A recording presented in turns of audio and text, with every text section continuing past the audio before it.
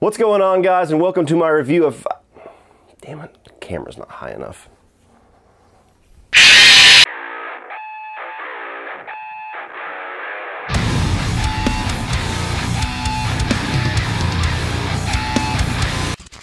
What is going on, guys? Welcome to my review of Five Nights at Freddy's, the newest video game adaptation from Blumhouse, the long-awaited movie adaptation of the very popular long-running video game series. And while I am extremely out of the loop on the Five Nights at Freddy's madness that has been going on for the last number of years, a movie that I've actually been really intrigued to check out. So before a couple of days ago, I had never played a Five Nights at Freddy's game. I never watched any videos or read any books or whatever other media is out there. All I really knew about this was that it was about some killer animatronic animals like Chuck E. Cheese from hell.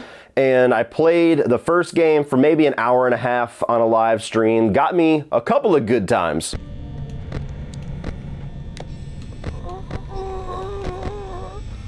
Oh!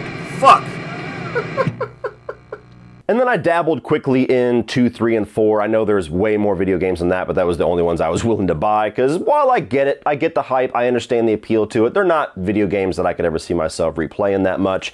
But there seems to be a massive fan base for this. There is a ton of theories and lore videos and explanation videos, and there's all this deep, rich history that is slowly being uncovered of this Freddy Fazbear's Pizzeria that it intrigued me, not only on how they're going to bring the experience of these video games to the big screen, but how much of that lore, how much of that world building is actually going to make it into the movie. And starting off with the positives of Five Nights at Freddy's, I could tell that this is a movie that is going to really appeal to the hardcore fans. There was a ton of people in my theater. It was one of the bigger Thursday crowds that I have seen, and I'm at that theater almost every single week, so that bodes well for this movie's box office and for the potential of sequels. But beyond all of that, most of the audience, you could tell, were young kids or teenagers that were big fanatics of this game, including two of the people that were with me. I went with my neighbor, a friend of mine, my oldest son who's 16, who's a big fan of these, as well as my neighbor's son who is an extreme fan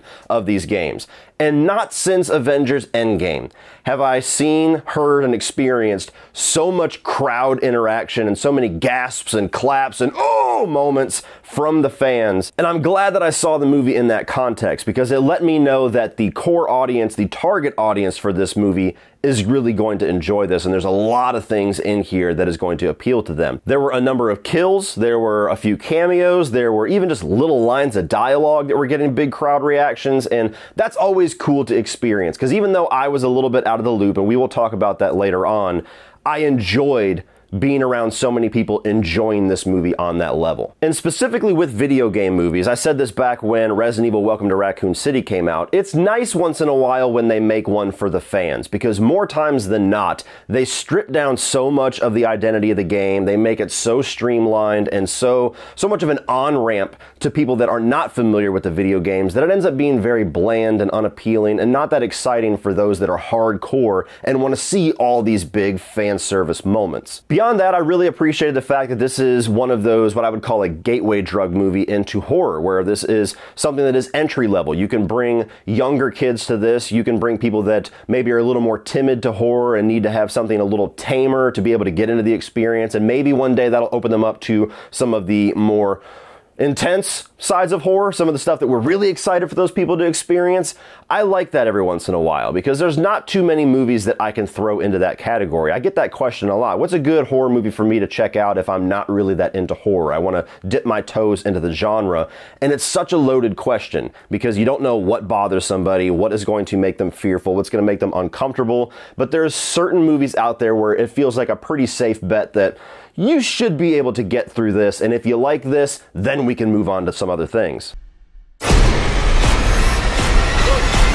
And just like with the fan service moments, even though I would prefer a more adult, more intense, bloody, rated R version of this movie, I can still enjoy and appreciate the fact that this is a little bit more appealing to people that aren't as hardcore as me and aren't as horror fanatic as me, and I embrace the fact that that's going to get more people, hopefully, into the horror genre. I thought all the animatronics looked great. It was really interesting. They look spot on like the video game from just a little experience that I had. They're very cute, and you could see some of the appeal of having young children get enamored with them when they're in their nice happy state. And then just by like moving the eyes down, the eyelids, and changing the color of the eye lighting, you can very easily make them intimidating and creepy. And again, even though this is a tamer movie, there were some intense sequences that definitely had a bit of a creep factor going. Performances are good all across the board. Josh Hutcherson's somebody that I always liked, and he's serviceable as the lead here. They do a bit of an attempt to make him a very sympathetic character that you really invest yourself in his character arc. I think that the little girl, his sister, was also somebody that you really endear yourself to, as she's the one who primarily becomes in danger by the second half of the film. Matthew Lillard is going to be the one that most people talk about here. He is the horror alumni casting, and he's great. I wish he had more screen time. In fact, I'll just say that now. That's kind of a small negative on the movie. I wish we got more Matthew Lillard, but what we do get of him, he uses every moment that he is on screen to make an impact, and he is the character that the horror fans are going to walk out saying, damn, I want more Matthew Lillard. Overall, I would just call this a fun horror movie. You know, it's tame. It's not something that's like Disney Channel tame, but it's certainly not what I would call like an intense horror experience, one that you would really want to put on late at night with the lights off. It's something that I could have fun rewatching with all of the kids in my house, and even maybe a few neighbors. I'll start to indoctrinate them into the horror fandom. It's a movie that I could see myself enjoying rewatching, and I actually would look forward to seeing some sequels and seeing how they would continue to build out this world. Moving on to the negatives. While I enjoy and appreciate for the most part how tame they made this movie to appeal to a wider and a younger audience, I feel like they really lacked scares here. You know, you could have scares and jump scares without the intensity or something that's going to horrify a kid and follow them into their nightmares. In fact, that's what the video games are primarily based around, is jump scares, quick images, things in the night that suddenly show up, switching over to a camera and having a fucking animatronic looking at you right into your soul. That is what the video games are. And so how they missed bringing that experience to this movie so much really confuses me, because if all of these kids and all this younger generation love Five Nights at Freddy's, I would assume that they're okay with the jump scare experience. Otherwise, what are we doing here? So while there was creepy moments, while there were a couple of jump scares in here, I felt like there was a lot of missed opportunity to really bring somebody into the experience of what it's like to play one of the games using the movie. There's also a ton of screen time dedicated to this character arc, this plot going on with Josh Hutcherson's character, to where he had this past trauma where his little brother was abducted, and he is taking sleeping pills and sleeping a lot, trying to dream and kind of recreate those events to pick up little pieces and clues in hopes that one day he will be able to at least find his brother or find the guy that took his brother. And so much of the screen time is dedicated to him talking about this, to somebody talking to him about it, to him going through these dream sequences at least 3 or 4 different times, and there just being a little bit of a difference, a little bit more advancement in the information that he's given, that it really takes away from what a lot of people are going to go to a Five Nights at Freddy's movie for. Now, you have to implement some story. That's the problem that a lot of video game movies really struggle with, is that the video game itself is not a narrative-based experience, and Five Nights at Freddy's, despite all of the lore, is not a narrative-based experience. It's a jump scare and a tension-filled experience. So they have to attempt to bring somewhat of a narrative, somewhat of a character arc in here. I just felt like they got the balance off quite a bit, because the more they focused on Josh Hutcherson and his little fever dreams, the more I really wanted to get back to the Fazbear's Pizzeria. There's also a number of character decisions in the second half that never made any sense to me, primarily with Josh Hutcherson, some of the things that he does involving his sister and some of the things that he allows his sister to do, while knowing full well that there is something very weird and sinister going on in this pizzeria, never really made a whole lot of sense, especially when his primary character trait is that he cares so much about his missing sibling that that's like consumed his life, and yet he kind of neglects the sibling that's actually living and breathing in there and kind of willingly puts her in danger.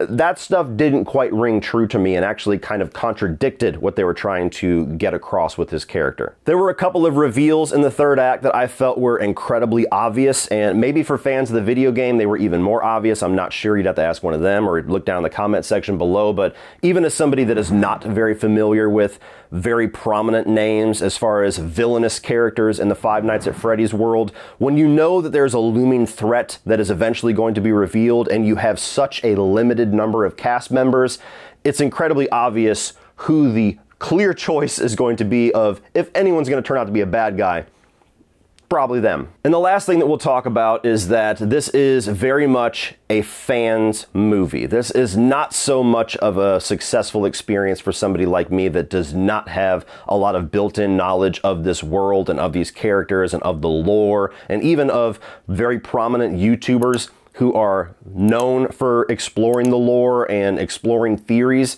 There were so many moments in this movie where the crowd cheered or clapped or somebody lost their shit within the vicinity of me, and I was like, I don't understand. What's the significance of this guy driving the cab? So while I appreciate that they did so much fan service, I also recognize that it sucks when you're on the outside of an inside joke. And so while I think that this movie was a nice little intro experience into this world and was a pretty decent setup for what's most likely going to be at least a trilogy of movies from Blumhouse at this point, there is so much about this experience that damn near requires you to be a pretty hardcore fan. Otherwise, it's just insignificant visuals and cameos that have no impact on you whatsoever. I finally know what it's like to be on the other side of the coin for everybody that watched Welcome to Raccoon City and had somebody next to them like, oh, they wrote Itchy Tasty in blood. And they're like, what the fuck is Itchy Tasty? Well, that's it for this one, guys. If you enjoyed that, please click over here for all my 2023 new release reviews so far. And I'm also going to put one of my live playthroughs of Five Nights at Freddy's for my video game channel over here. So be sure to check that out and subscribe if you're a video game fan. Please like, share, hit the subscribe button over here so you don't miss everything in the future. And as always, remember, opinions are like assholes, but that doesn't mean you have to be.